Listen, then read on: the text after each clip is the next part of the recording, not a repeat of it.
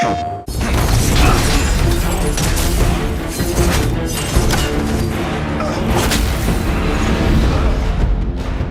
one of the biggest surprises for Valhalla was who invited Kratos, right? Why is Kratos there?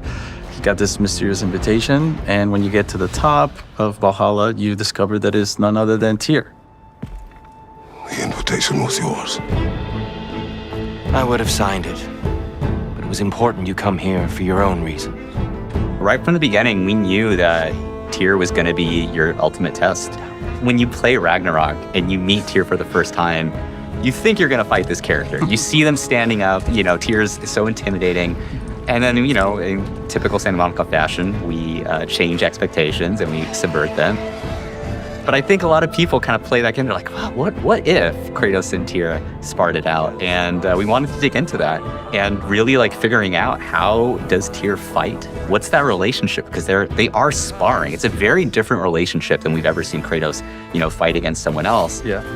Exactly. And Tyr kind of bringing this almost worldly knowledge from all the places he's visited, right? That was one of the things we really wanted to do with Tyr, to showcase how the history behind him traveling to all these different places, right? So that's why we have these different weapons that he brings out from different locations in the world. Yeah, those intros. Every time I saw the animations for the intros where he's pulling out the different weapon and everything. As soon as that started coming online, we were getting pretty hype about it.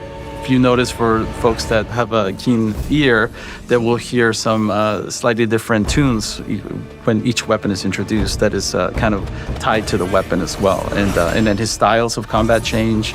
I think you'll enjoy it, if that's the word. The gameplay mechanics actually are influenced by the region that he's kind of bringing to each part of the fight. We also play around with some mechanics that are a bit different than fights that you would have in the base game. Yeah. And ultimately, it's like two God of Wars going at each other, Exactly. right? So that's one of the biggest things, is that when you think about the whole franchise, Kratos has only, even though it's called God of War, he's only confronted Ares, another God of War. Not until now has he had an opportunity to go and fight it out with another God of War.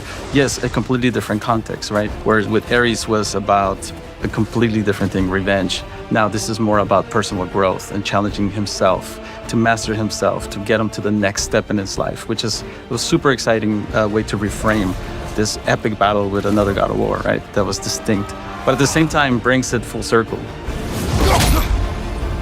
Every time you beat him, right, and you press R3, you kind of go up, yes. And you got that moment where the punch gets caught, and then they get to do the arm shake again. That was completely intentional. We wanted to do the reverse of what happened in Ragnarok, where Tyr's helping Kratos up. Now Kratos is the one helping Tyr up.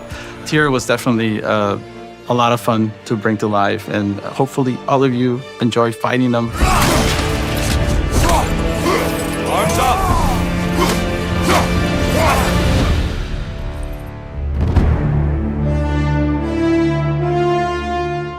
PlayStation